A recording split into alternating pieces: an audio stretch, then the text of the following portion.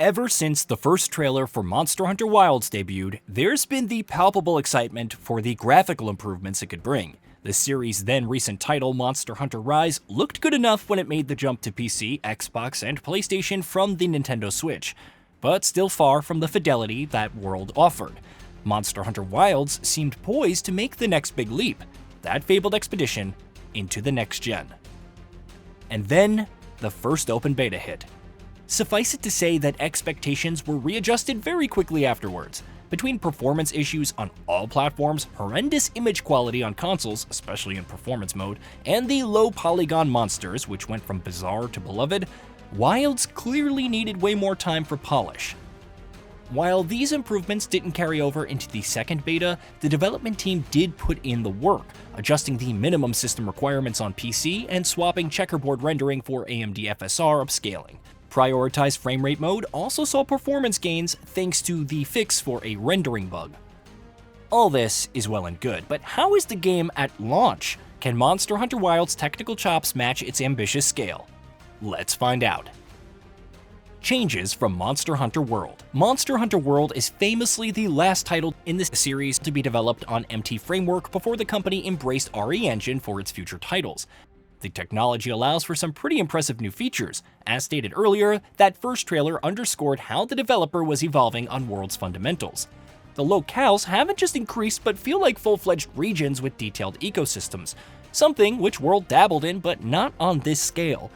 Seamlessly going from your base out into the world without any loading is also super impressive, as is the day/night cycle. It's all something to behold, and that's not even getting into the endemic life, like the herds roaming around and the various interactions between plants and small birds in the world.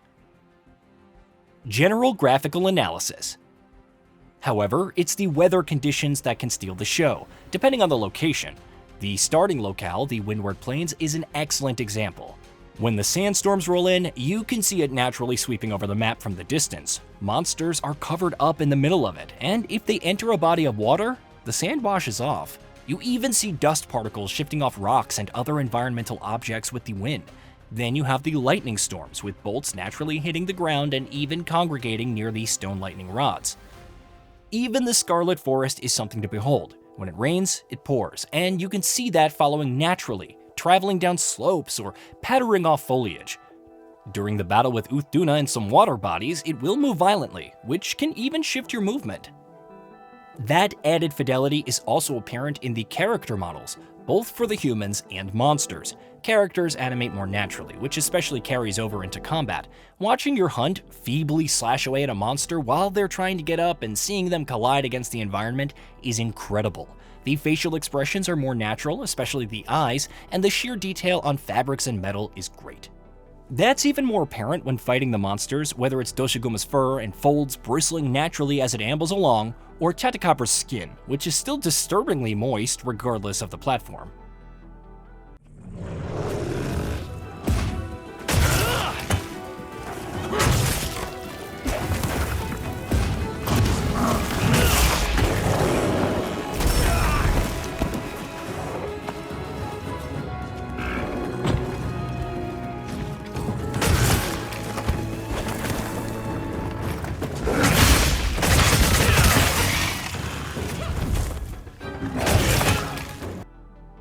It's not all sunshine and rainbows though, especially when it comes to the brightness. When playing through on PS5, I was amazed at how desaturated and gray the overall color tones could be. After playing around with the HDR settings, there were improvements, but it still felt odd in places. Things did feel more vibrant in the Windward Plains when the atmosphere cleared and the sun shone down, for what it's worth. PC specs and graphics settings.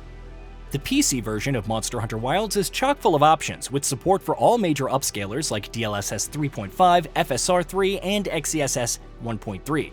Frame generation is also included, and you can adjust the multiple quality parameters from the quality of textures, texture filtering, meshes, fur, foliage, and more to adjusting the cutscenes and background frame rate.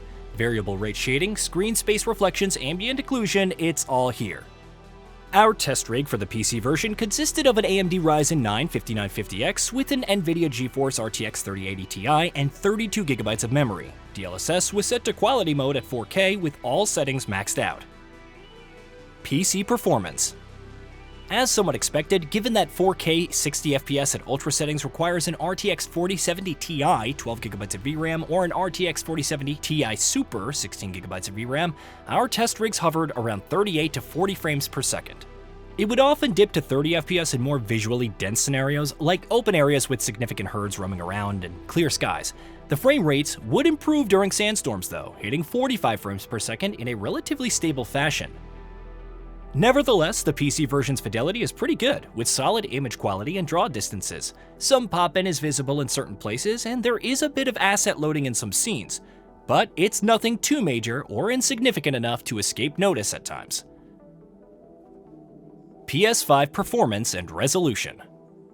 Of course, things take a turn with the PS5 version. It offers 3 modes: prioritize graphics, prioritize frame rate, and balanced. Prioritize graphics renders at 1728p and targets 30fps, while prioritize frame rate renders at 1080p and targets 60fps. Both output to 2160p through upscaling, and the results are very mixed. Image quality and aliasing in performance mode look downright horrendous. Try walking through the windward plains while a thunderstorm rages for the most egregious example. The draw distance also goes for a toss with consistent environmental texture pop-in and asset loading, especially in the environment. Things improve somewhat slightly up close, though wandering through the Scarlet Forest, you're bound to see some poor aliasing among the foliage. Balanced and prioritized resolution are better in both aspects, though the aliasing still isn't perfect. Performance mode at least sticks mostly to 60fps, though you'll notice some pretty hefty drops at times, especially when loading back into the base from a hunt in a different region. You can also enable frame caps or turn them off completely, the latter required for 120Hz mode. I found this setup worked well enough for balance mode, delivering a relatively consistent 40fps. It also ensured a smoother performance mode experience. Resolution mode is perhaps the most stable, though there are still drops. Regardless of the mode, get used to seeing NPCs and monsters in the distance moving around at lower frame rates. PC vs PS5 quality mode. If it wasn't obvious enough, the PC version is the clear winner here. It blows away the PS5 version on quality mode with its image quality and aliasing, and also delivers higher frame rates, even if they can consistently dip. The latter depends more on your hardware configuration, so hitting more consistent frame rates by toning down a few settings isn't impossible.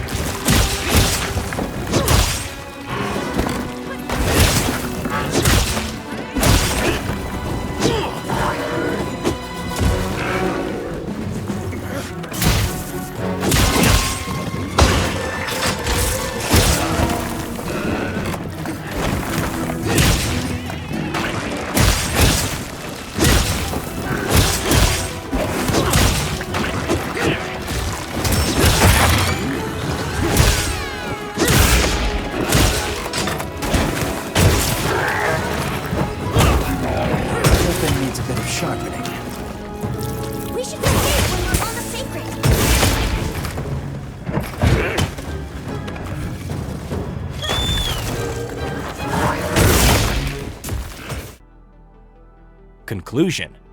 With how ambitious Monster Hunter Wilds can be with its scale, RE Engine is once again proven to be ill-suited to these large environments. The PC version does a relatively good job with its quality level, and even without following the ultra requirements stringently, we eked out on some pretty decent performance at the highest settings.